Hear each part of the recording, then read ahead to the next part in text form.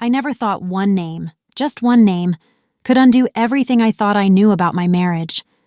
I'm Vanessa, 35, event planner, married to Jason for 7 years. And listen, we weren't perfect, but we were solid, or at least that's what I believed. Last Thursday started like any other. Jason kissed me on the forehead, said he was off to Denver for some finance conference. Client workshops and back-to-backs, he mumbled while scrolling through emails. I didn't think much of it. Until Lena, my assistant and part-time devil's advocate, dropped a bomb at lunch. She was sipping on a matcha latte, scrolling her feed like she always does. And then she paused. She looked at me over the rim of her cup and said, "Did you know Brooke Callahan just moved back to Portland?" I nearly choked on my sandwich. I blinked. Wait, Brooke? Like, Jason's Brooke? Lena nodded. Yep. She's doing wellness marketing now or something. Just posted a boomerang from her new place. Cute patio, too. I laughed it off. Tried to, anyway. Crazy. Small world, huh? But something about that name sat wrong in my chest. Like it scratched an old scar I didn't know I still had. Later that night, I texted Jason. Hope the flight was smooth. Love you. He replied almost instantly. Yeah, good flight. Long day, though. Love you, too. No photo of his hotel room like he usually sends. No tired selfie. Just words. Flat. Mechanical. It wasn't always like that. He used to ramble when he was away. Text me about bad airline coffee or random airport people-watching stories. But this trip, it felt scripted. I opened Instagram and typed in Brooke Callahan. And there she was. Same smile, same sharp cheekbones, and now, apparently, same city. One of her tagged photos popped up, taken just last night. She was at a wine bar downtown, a bar Jason and I used to go to, and in the background, blurry but unmistakable, was someone who looked like Jason. My heart did this weird drop, like a freefall. But I told myself, nah, it's probably just a guy with the same haircut. No way. But once that seed is planted, you can't unfeel it. I kept replaying every weird thing Jason had done over the past few weeks. How quiet he'd gotten, how he started locking his phone again, how he didn't even ask what snacks I packed in his carry-on, something he always teases me about. I laid in bed that night, staring at the ceiling fan, just thinking, what are the odds that she moves back, and suddenly, he needs more time away? It wasn't jealousy. It was fear.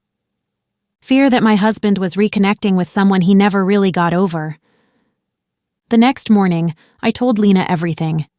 She leaned back in her chair, raised an eyebrow and said, Look, I'm not saying he's doing anything, but if my ex suddenly moved 2 blocks away and my man started acting sketchy the same week, I'd be booking a flight. I laughed it off. You're dramatic. But deep down, I knew she was right. So here's the thing about suspicion. You don't even have to go looking for it. Once it starts, it finds you, hiding in plain sight, in your partner's habits, in the things they don't say. After that first night, something changed in me. I wasn't trying to spy. I swear. I just started paying attention. Jason texted less, called even less, said he was tired from back-to-back meetings. But I know Jason. He's the guy who will rage about a dry croissant for 15 minutes if I let him. And now? Suddenly he's got nothing to say? Nah, something was off. The next morning, I opened our shared laptop to send a client invoice. Jason had left it open the night before. I noticed his browser was still up. Nothing crazy, just a travel site. Some Airbnb links. But one of the listings caught my eye. It was for a rental. Not in Denver. It was in Beaverton, 30 minutes outside Portland. So I clicked it. The booking was recent, like 3 days ago. 2 guests, 5 nights. I sat there staring at the screen, stomach flipping. Why is he booking places near home when he's supposed to be in another state? My hands were shaking. I didn't even know what to do with that information, so I screenshotted it and emailed it to myself, just in case. That night I called him again, just to hear his voice. He picked up after the third ring, sounding distracted. Hey, babe, you sound busy. Yeah, sorry, just wrapping up a workshop. You good? Just missed you. You sound far. Laughing nervously. Far? I mean, I am in Denver. That was it. That weird hesitation. That slight delay. Like he was checking his answer before giving it. I wanted to scream, then why is your phone billing address showing up in Beaverton? Why did you book a 2-person rental 20 miles from our house? But I didn't. I couldn't. Not yet. Instead, I called Lena. She answered on the first ring. You okay? I told her everything. The Airbnb, the call, the weird vibe. She was quiet for a second, then hit me with, Girl, if he's lying about where he is, it's not to protect your feelings. And I knew she was right. That night, I didn't sleep.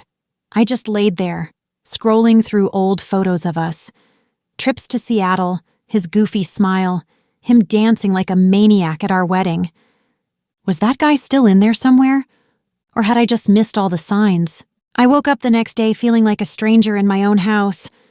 Every room had memories of Jason.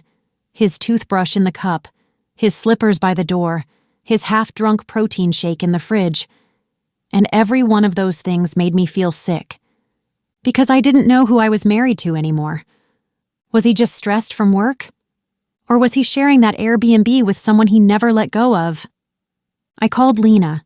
I needed air, caffeine, and someone who wouldn't think I was losing it. She met me at our usual coffee spot. Corner booth, 2 oat milk lattes already waiting. Classic Lena. She slid my cup across the table. All right. Spill. I laid it all out. The Airbnb in Beaverton. The delayed voice on the phone. His sudden lack of emojis. Yes, emojis. In his texts. Lena raised an eyebrow. He hasn't sent a face in days. That's serious. I didn't laugh. I couldn't. I looked her dead in the eyes and said, I'm starting to think he's with her. Brooke. And I'm sitting here like a damn fool. Lena leaned in, dead serious now. Then stop guessing, she said. Book a flight. Go find out. I blinked. What? Denver, Beaverton, hell, fly to both. But whatever you do, stop playing detective from a distance. You want answers? Get on a plane. She said it like it was simple. Like dropping everything and showing up unannounced wouldn't blow up my entire life. But here's the truth. The not knowing was worse than anything I might find. That night, I stood in front of our closet with a carry-on, staring at my clothes like packing the right outfit might change the outcome. I left a note on the fridge, not because I owed him an explanation, but because I wanted him to feel it. It read, You said you'd be home Thursday, so will I, but I'll see you first. And just like that, I booked a one-way ticket. The plane ride was quiet. Too quiet.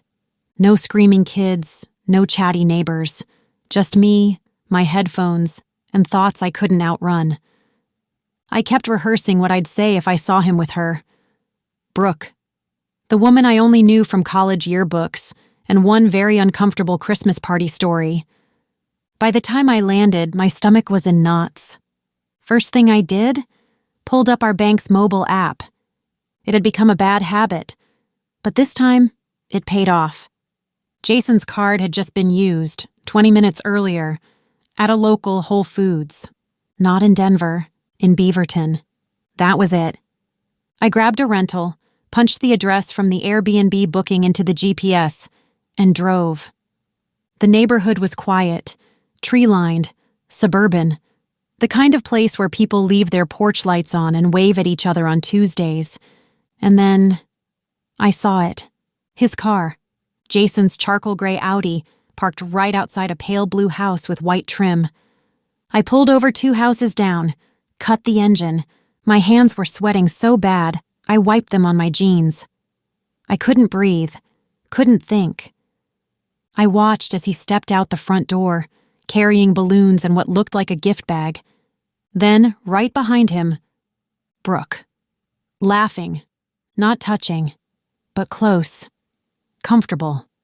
Like this wasn't the first time they'd stood on that porch together. I sat in my car, frozen. "This is it," I whispered. "This is the moment it all falls apart." I didn't cry. I didn't scream. I just opened the door. I walked up the driveway, straight past the Audi, up the steps. Jason turned mid-laugh, saw me, and his face completely dropped. "Vanessa?" That one word, like he didn't even believe I was real. Brooke took a step back, eyes wide. I didn't wait. "Wow. Not even trying to hide it anymore, huh?" Jason looked like I'd slapped him. "What? What are you doing here?" "I could ask you the same thing. Weren't you in Denver?" He blinked, then looked at Brooke, then back at me. He opened his mouth, but no words came out, and in that silence, I swear I could hear my marriage cracking in half. Jason was stammering, trying to say something, anything. I could see the gears turning behind his eyes, trying to figure out if this was a dream, a nightmare, or a trap. Meanwhile, Brooke looked like she'd just walked into the wrong room at a funeral. "Okay," I said, crossing my arms. "You've got 10 seconds before I start screaming. So, which one of you wants to start?" Jason held up his hands like I was holding a weapon. "Vanessa, please. You're not understanding what's going on." I scoffed. "Oh, I understand perfectly. You've been lying. You said you were in Denver and you're here. With her." Brooke finally stepped in. Calm, cool, too cool, honestly. "Vanessa, this is not what it looks like," I snapped. "Don't give me that. It's always not what it looks like, right? Every cheater says that right before they get exposed." Jason finally found his voice. "Vanessa, listen to me. This isn't an affair. I'm not cheating on you. I was trying to surprise you." I narrowed my eyes. With what? Heartbreak and betrayal? "No," he said, running a hand through his hair. "With a party, your birthday, a vow renewal. I was going to ask you to renew our vows. Brooke's helping me plan it. She's a consultant now. That's it." I stood there trying to process it. A party? A vow renewal? Brooke, the ex-girlfriend from a lifetime ago, suddenly moonlighting as Martha Stewart? Jason motioned toward the open door behind him. "Come inside. Just look." I hesitated. But I followed.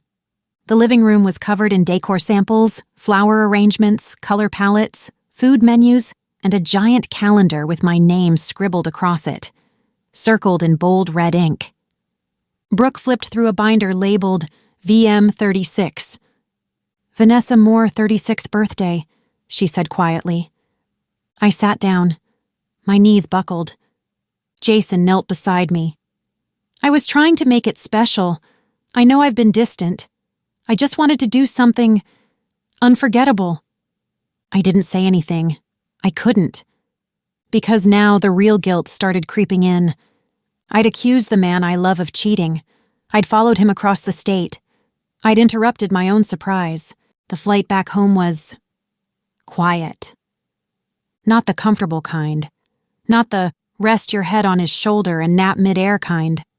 No, this was the kind of silence that feels like it's screaming at you.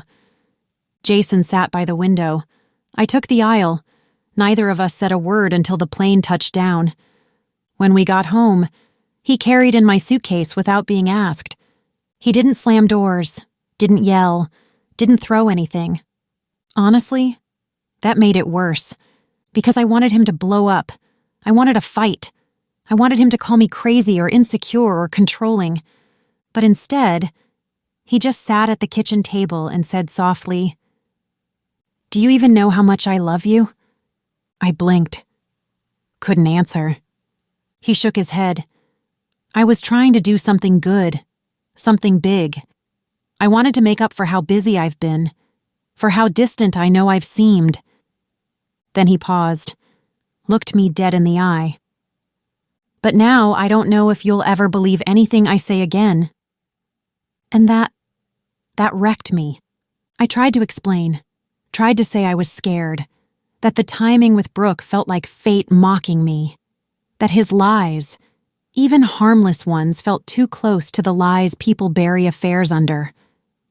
But none of that erased the fact that I followed him, accused him, didn't trust him. And when trust leaves a relationship, even if it comes back later, it never moves in the same way again. That night, I couldn't sleep. I laid in our bed, staring at the ceiling fan, just like the night I booked the flight. But this time, I wasn't replaying his secrets. I was replaying mine. How many times had I assumed the worst?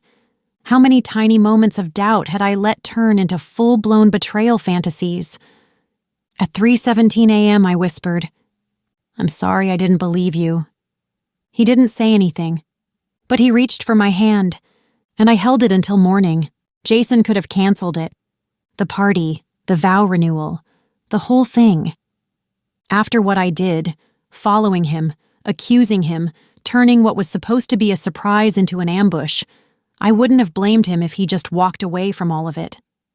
But he didn't. 2 weeks later, I walked into a backyard strung with fairy lights, lined with people I loved. There were handwritten notes from our guests, Polaroids clipped to twine, soft jazz playing from the speaker Jason never lets me touch because I mess up the EQ settings. And at the center of it all was him. In a navy suit, holding 2 glasses of champagne. He looked at me the way he did 7 years ago when I first walked down the aisle. Like I was still the person he chose. Lena, bless her nosy, dramatic heart, was crying before I even stepped onto the patio. "You almost blew it," she whispered, handing me a tissue. I smiled. "I know." The ceremony was small, just a handful of friends and family. No priest, no pastor, just us, standing in front of people who knew we'd been through something and made it through anyway. Jason spoke first. He didn't mention what happened, but he said this. "I used to think trust was something you built once and stood on forever, but I've learned it's more like a bridge. You cross it every day, and every day you decide whether it's worth keeping strong." I cried. Ugly cried. When it was my turn, I didn't talk about guilt or apologies. I just said this. If love is believing in someone even when you're scared, then I promise to keep believing, every day, even when I don't have all the answers yet. And that's when I realized this wasn't a vow renewal, it was a restart. And that's sometimes better than trying to pretend like nothing ever cracked. So yeah, I followed my husband, thought he was cheating with his ex, ruined the surprise party he planned for me, and somehow, we still made it. Not because we're perfect, but because we fought for what was real underneath the mess. Have you ever doubted someone you love, only to realize the damage you caused came from your fear, not their actions? Tell me in the comments. Let's talk about it. And if you made it this far, thank you for listening, for feeling this with me. Until next time, stay honest, stay open, stay human.